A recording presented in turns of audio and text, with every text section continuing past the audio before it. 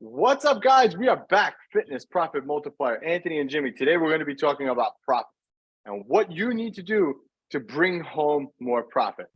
So I've said this before, but it's kind of exciting. You decide to open up a gym and become a gym owner. So you have this facility now, you build it out, you buy a bunch of machines that you're not going to end up using. And then you're like, okay, good. Now, next thing is I'm going to hire staff. And you go and you inflate your staff. And then at the end of the month, you have no money. And you're curious as to where it went and why this is happening. So today we're going to talk about how to run your business leaner and how to unlock more profit in your business.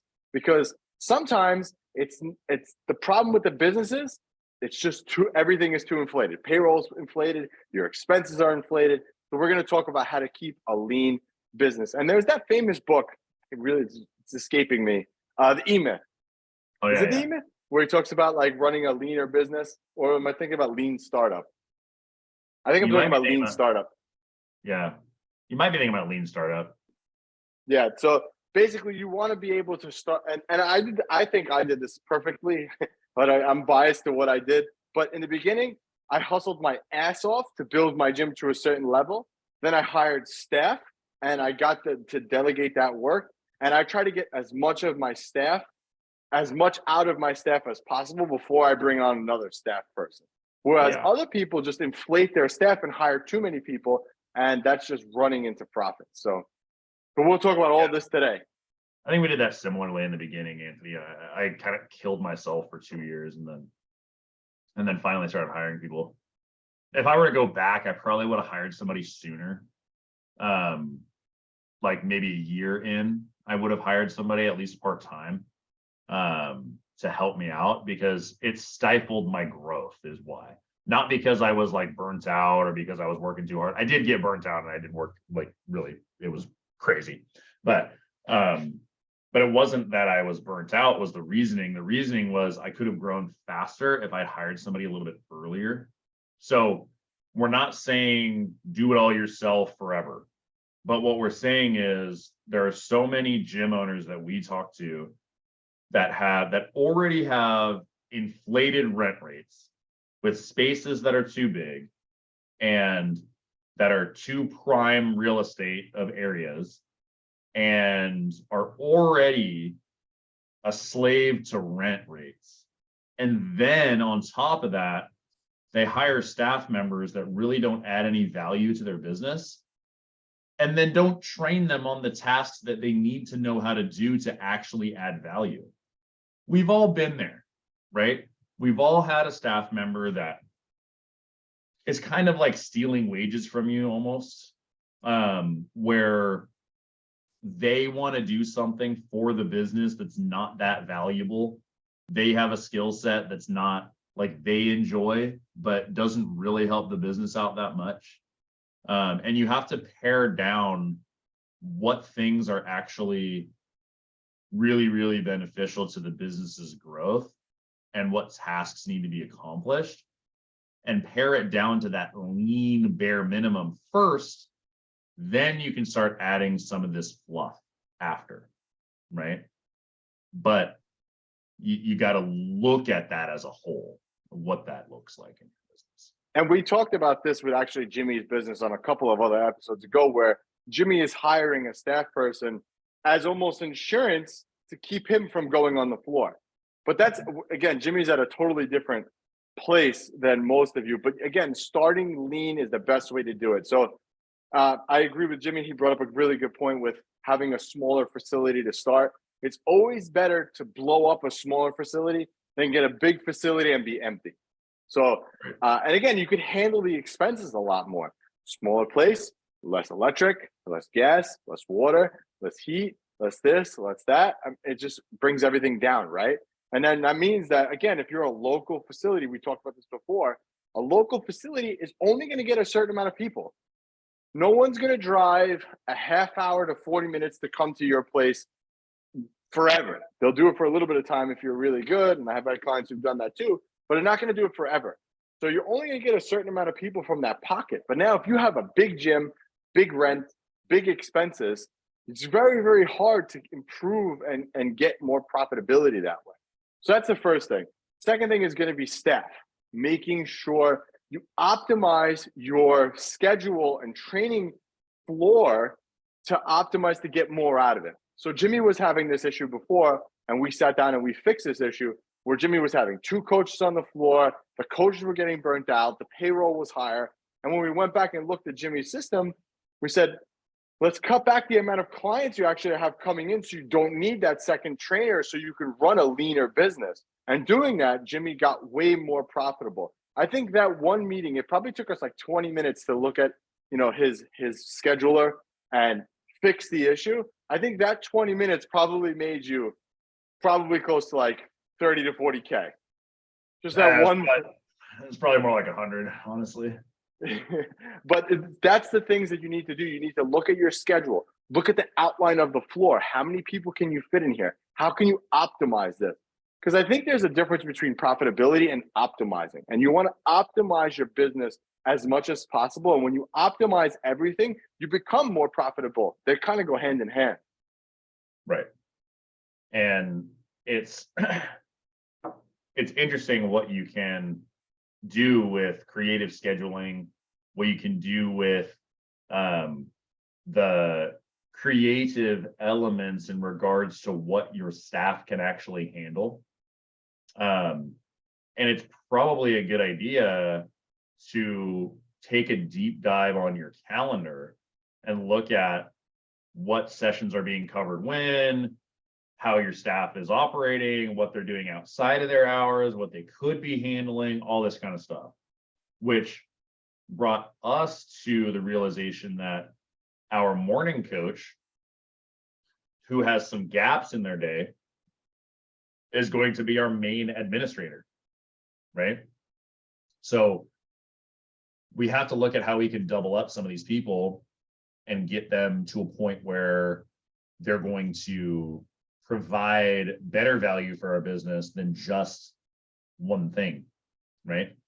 And they're rooted to the business more, and they're going to stay longer, and they actually have a career, and all these things that we've talked about on other episodes. But that leanness is very important, because a lot of gurus and business owners out there, or whoever else, will say, oh, you need a front desk person and an admin, and trainers should only train and do nothing else. And then you need an integrator, and you need sales, and you need a sales assistant, and you need whatever.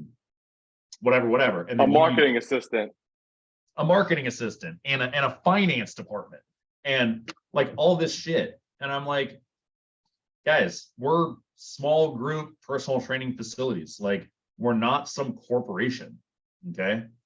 Like, majority of small group personal training facilities never make it to $1 million run rate, ever.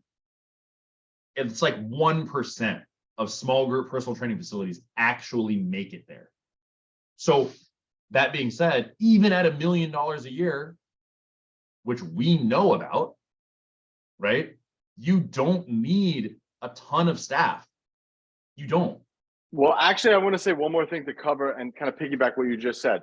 So the chance getting to $1 million facility is very low. But then we also have gym owners and gym owners who I've spoken to who have $3-4 million facilities who don't bring home any money and aren't millionaires themselves. If your business is doing 3 to 5 million and you yourself are not a millionaire yet at that point, there's profits that are being sucked up into the business at that point that you need to fix and optimize.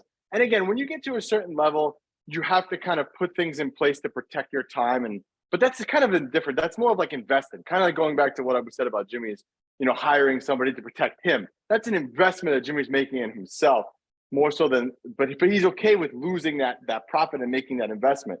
But if you're not at certain milestones in your life and in your career, that means that profits are being hidden somewhere, and you need to unlock them by doing what we're talking about. Yeah, exactly.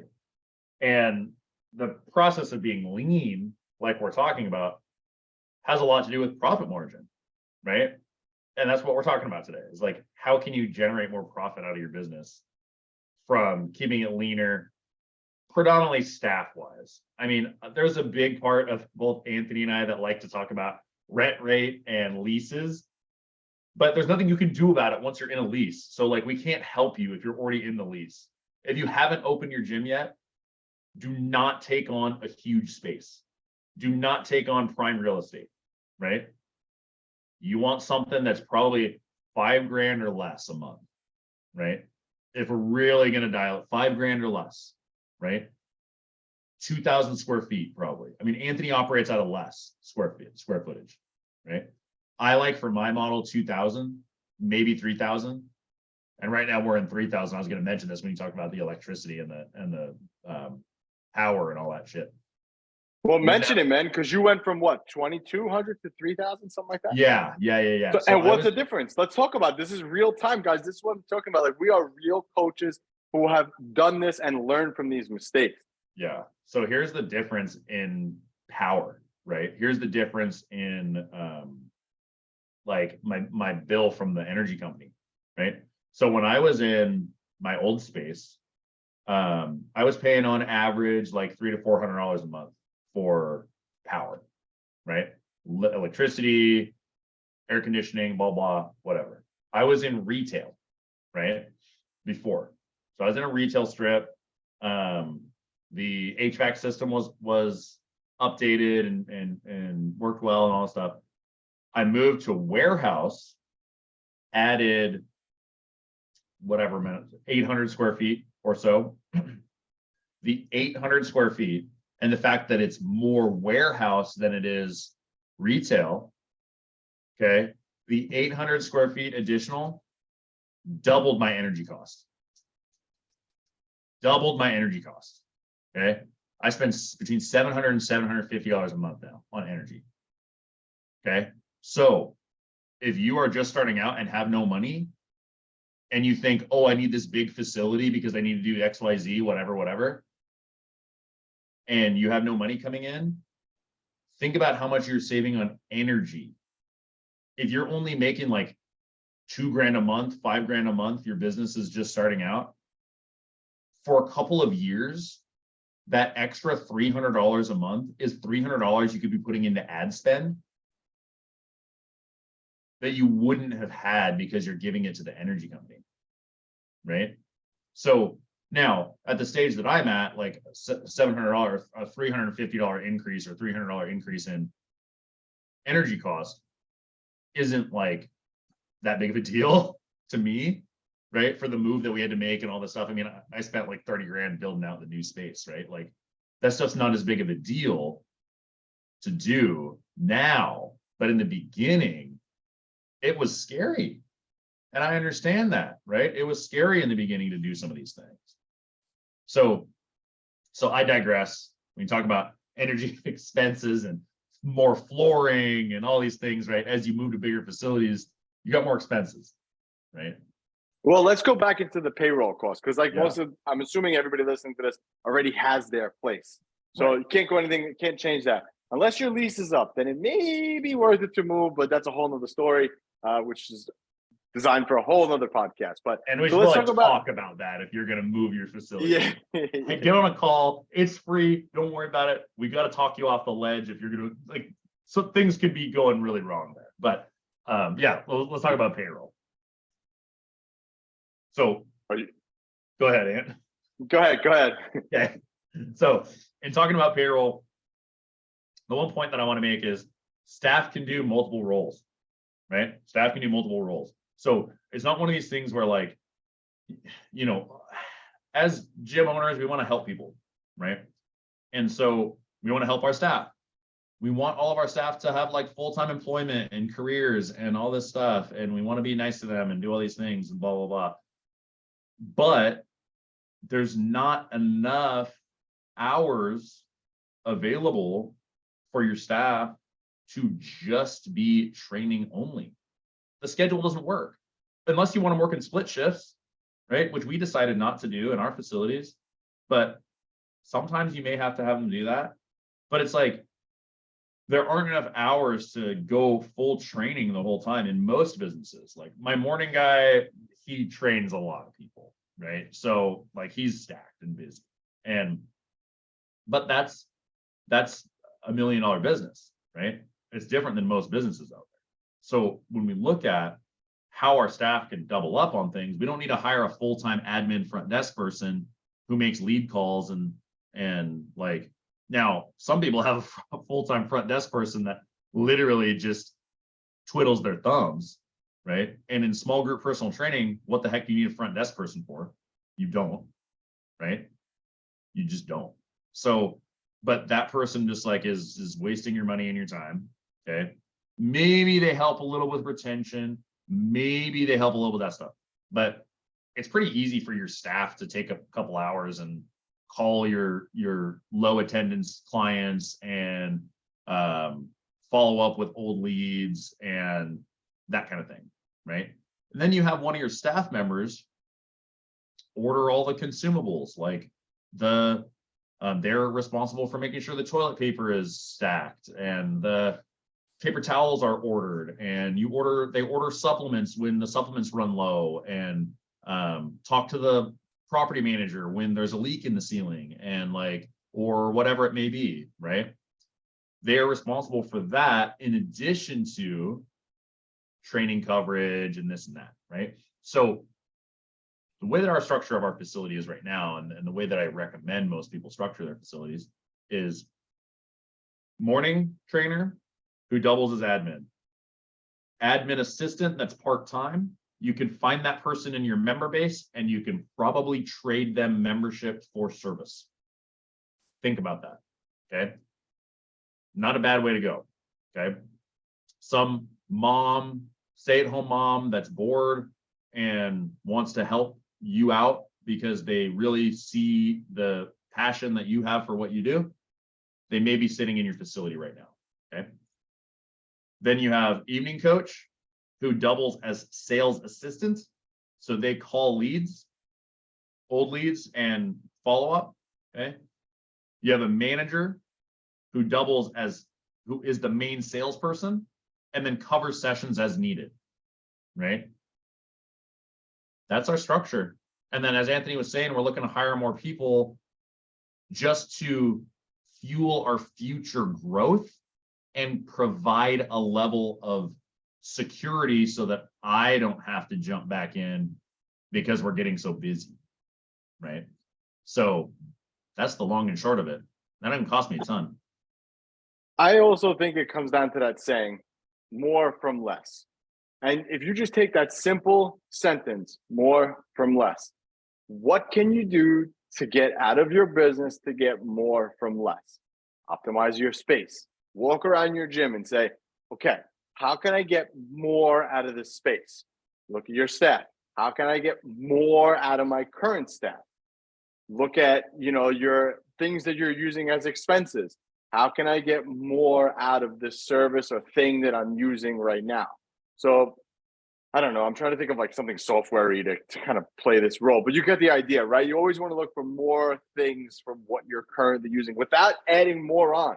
So like, okay, we'll use Facebook, for example. How can I get more out of my Facebook ads? Well, maybe that means I go in there and I tweak my copy, or I change my image, or I make sure my team is following up with the calls and everything like that. I mean, there's a lot of things you can look at, but again, just playing that conversation in your head all the time, more from less. And looking at that will unlock hidden profits in your business. You'll be able to run leaner, you'll have more profit, and ultimately be sleeping better at night.